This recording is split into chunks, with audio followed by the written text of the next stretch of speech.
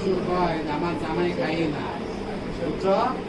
তোমার শ্বশুরে কয় যে আমার জামাই খায় না, শরম পায়। তো তুমি দেখাই দাও তো আজকে শরম নাই। কই গেল ভাইয়া?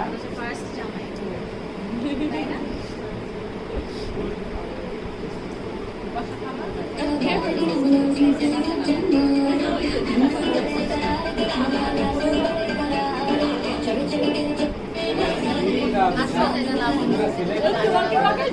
One by one.